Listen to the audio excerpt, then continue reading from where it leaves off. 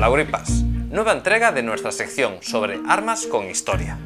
Hoy os traemos uno de los revólveres más conocidos del siglo XX, el británico Webley Mark IV en su versión para calibre 38. Como en otras ocasiones, para analizar el arma contamos con una réplica completamente inerte fabricada por la empresa española Denix. Antes de analizar en detalle este revólver, quisiera contaros un poco la historia de esta serie de revólveres Webley. El nombre Webley hace referencia a su fabricante, la compañía de armas británica Webley & Scott, que a finales del siglo XIX respondió a la llamada del ejército británico que buscaba una nueva arma corta para sustituir sus modelos Enfield. En esta época, la mayoría de revólveres aún contaban con el sistema de carga de la munición a través de una puerta en un lateral y que se ayudaba de una baqueta integrada para retirar los cartuchos vacíos. En cambio, Webley ofreció en 1887 su primer modelo de apertura vertical con extracción automática, el Pistol Webley Mark I. El término Mark, abreviado MK, lo encontraréis en multitud de piezas militares británicas, seguida de números romanos, y es un método para clasificar diferentes variantes de una misma invención, característico no solo del ejército británico, sino también de los diferentes ejércitos, primero del Imperio Británico y luego de la Commonwealth.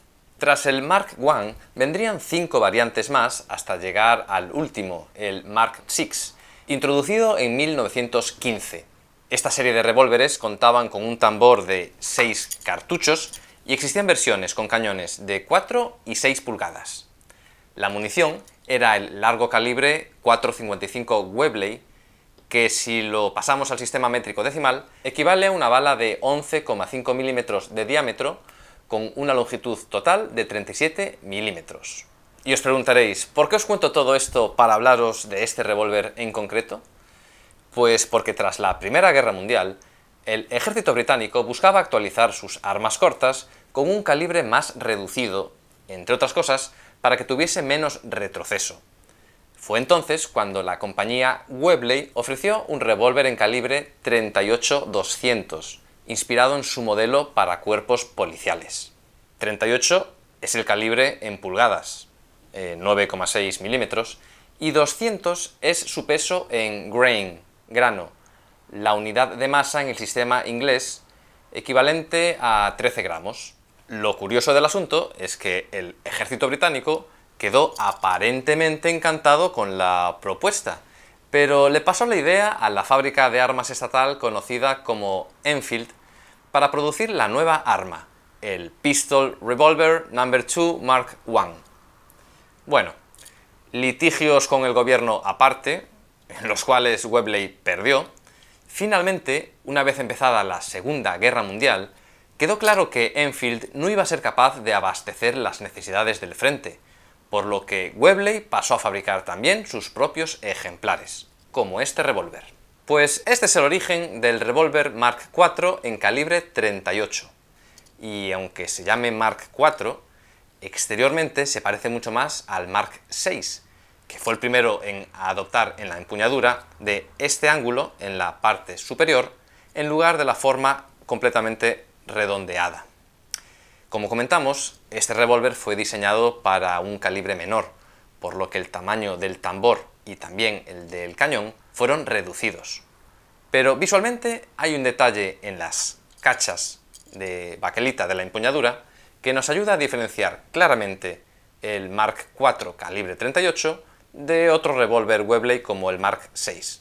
Y es este círculo de aquí, exclusivo de la versión calibre 38, donde iría estampado el logo con las letras Webley, que en la réplica de Denix no hay. Me imagino que será por motivos legales. Aún así, esta réplica cuenta con la inscripción con el nombre aquí arriba. En realidad, el revólver llevaría muchos más marcajes que si sois manitas podríais grabar sobre el metal, pero existen tantos que los vamos a obviar. El tema daría para otro vídeo. Solo comentaros que hubo ejemplares que llevaban aquí la inscripción de acabado de guerra en inglés, ya que no pudieron ser bien rematados por las necesidades de la guerra. No lo comenté aún, pero el gatillo del Webley es tanto de simple como de doble acción. En doble acción hace falta más fuerza para disparar, pues hay que montar tanto el percutor como hacer girar el tambor. En simple acción, primero se monta el percutor, tirando del martillo hacia atrás, que se queda fijo en esta posición, haciendo girar obviamente el tambor y quedando el gatillo en una posición atrasada. Para disparar, entonces, hace falta mucha menos presión. Es una pena que la réplica de Denix no incluya la función de acción simple, como sí hace en otras réplicas de revólver. Así que eso, podréis disparar y el tambor se girará, pero lo que no podéis hacer es primero amartillar para luego disparar. Aprovecho para comentaros que el martillo de Denix no cuenta con su percutor. Le faltaría aquí una pieza, que es la que golpea la base del cartucho. ¿Qué más? También deciros que el sistema de doble acción, al necesitar una mayor fuerza para apretar el gatillo, funciona también como una especie de seguro del arma, porque el revólver no cuenta con ningún tipo de medida de seguridad. Ahora vamos a acceder al tambor. El botón de extracción se encuentra en el lado izquierdo y se acciona con el pulgar. Así que, como podéis ver, está pensado únicamente para tiradores diestros. Y aquí nos encontramos con el gran problema de la réplica de Denix. Hasta donde yo sé, para abrirlo hay que retirar estos dos tornillos. Vamos a ello.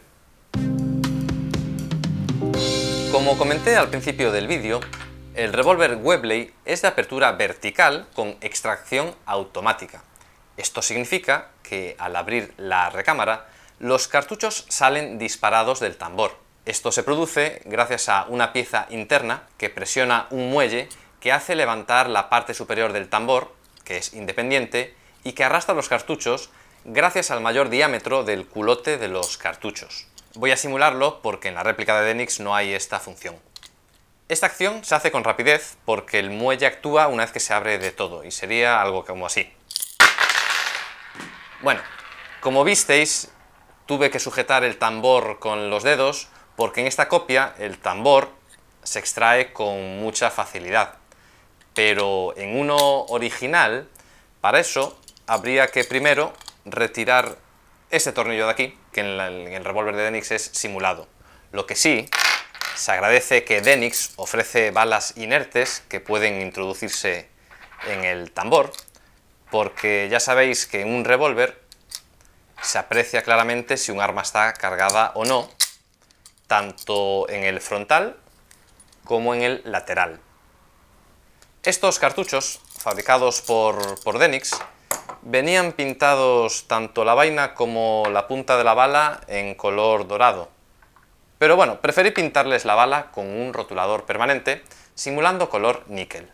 Una vez cargado, hay que volver a atornillar esta pieza, que además funciona como alza del arma. Esta es la parte posterior, y en la punta del cañón tenemos el punto de mira, que al contrario que en el Webley Mark VI, no cuenta con un tornillo para desmontarlo. Por cierto que estas especie de alas triangulares en cada lateral sirven para ayudar a enfundar y desenfundar mejor el arma. Solo me queda comentar esta argolla en la base de la empuñadura.